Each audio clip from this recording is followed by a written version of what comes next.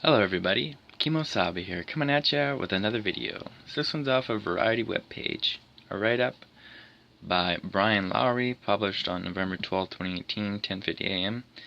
Pacific Time. Stan Lee, Marvel comic legend, dies at 95.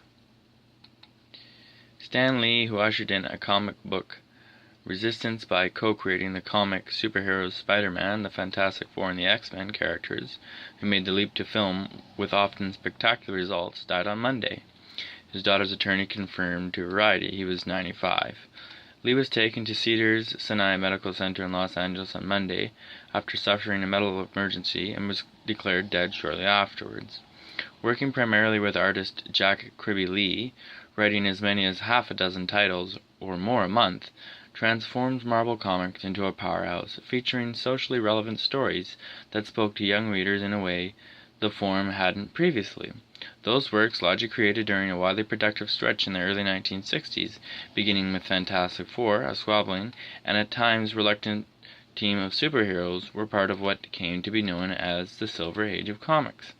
The titles Lee authored, including those featuring Spider-Man with artist Steve Ditko, the Hulk, X-Men, Iron Man, Thor, Daredevil, Captain America, and the Avengers, all of which have been turned into major features. Lee himself left Marvel after one of several management changes in 1972, but he retained the title Chairman Emeritus throughout his life. Although no longer directly involved with the company, Lee received producing credits and appeared in cameos that invariably triggered knowing laughs from aficionados in Marvel's live-action efforts. He filmed cameos in movies including Deadpool 2 and the Guardians of the Galaxy 2 far in advance of their release, in case he was indisposed. He also turned up playing himself in other venues, such as CBS, geek-inspired comedy, The Big Bang Theory. A gifted salesman, Lee also became a premier ambassador for the comic book industry, reaching out to college campuses through personal appearances and interviews. With his outsized personality, Lee remained much in demand and creatively active in his 90s, creating new concepts for animation and TV. Born Stanley Lieber and choosing his professional name by splitting his first name in half, Lee was raised by Jewish immigrant parents in New York City. His younger brother, Larry Lieber, became a comic book artist.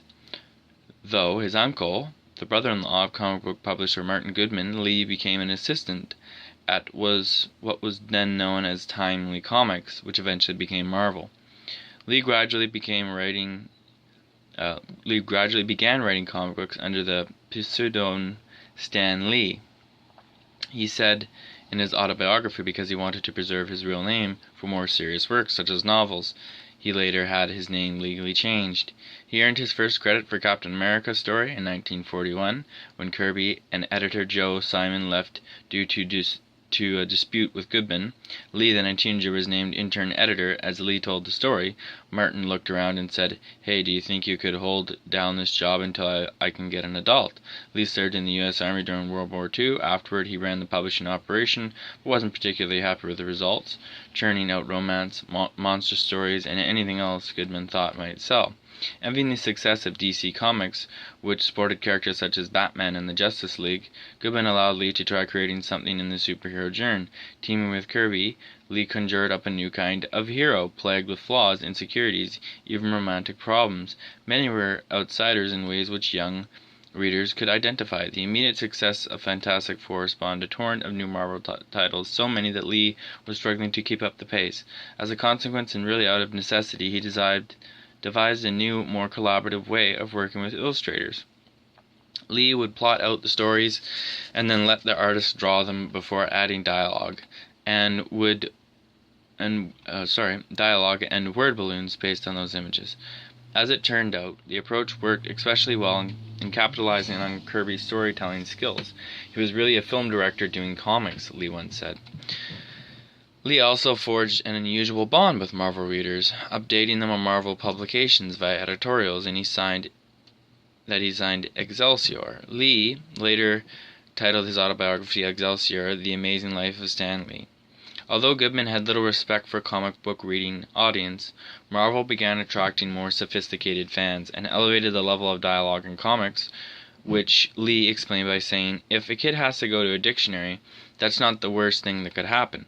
Despite the successful collaboration, Lee and Kirby's relationship didn't end amicably. Chafing at what he saw at his second-tier status at Marvel, with Lee running things and occupying the spotlight, Kirby bolted in 1970 and began working for rival DC. The split drove many Marvel fans into separate camps, with some loyal Kirby partisans bearing ill will toward Lee. A lot more people know the name Stan Lee than the name Jack Kirby. Kirby's daughter Lisa told the Los Angeles Times after her father's death, "I'm not putting down Stan Lee's talents, but it's difficult for us to see that he does dominate the credit."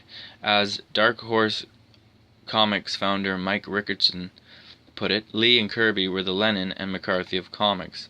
Stan Lee became a well-known figure in popular culture, and Jack did not. In 1971, Lee also helped bring about the revision of the Comics Code Authority, a self-imposed guideline for comic book stories introduced in criticism of the industry during the 1950s.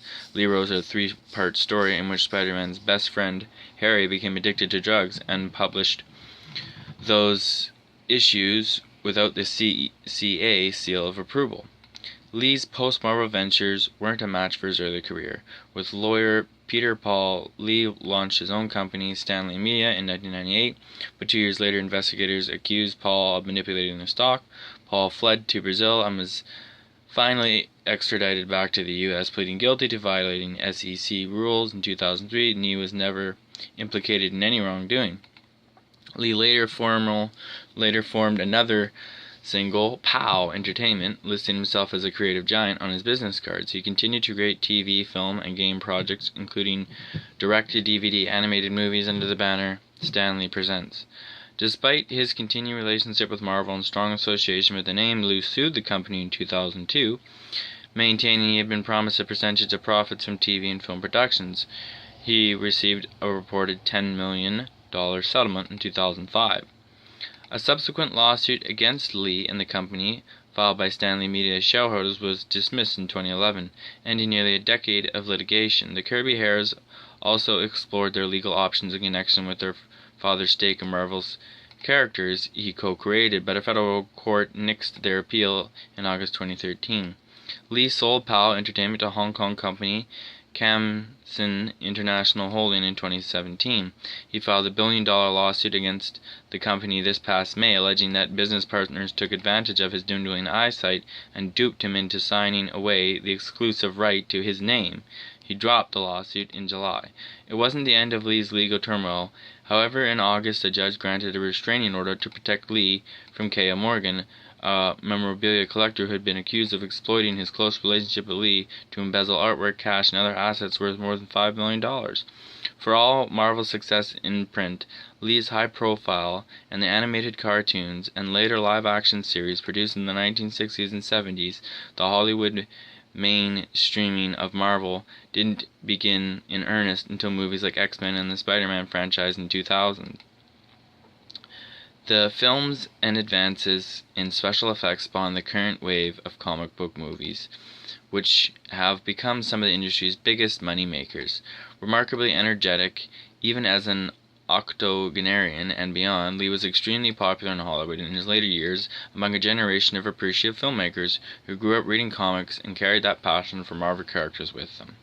In 2011, Lee teamed with Ricoh Capital Holding, a Hong Kong-based merger and acquisition boutique, and Panda Media Partners, a joint venture of Fidelis Entertainment, to create Magic Stern Entertainment to launch new superheroes in China and other Asian territories.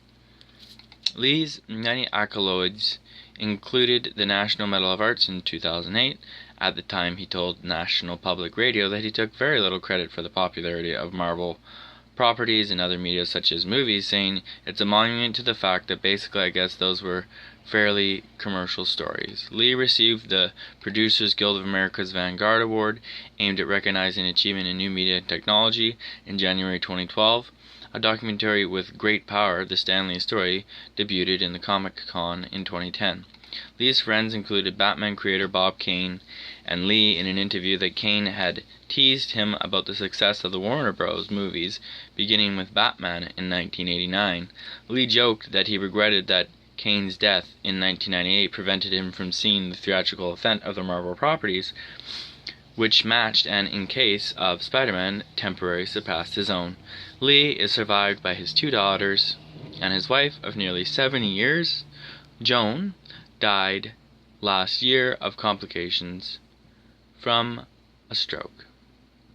So there you have it, everybody. Stan Lee, big movie guy, and maybe you know who he is, but he's fast. It'd be awesome if you leave some comments. It's great if you subscribe. Kemo, Sabi out. See you in the next one. Thanks.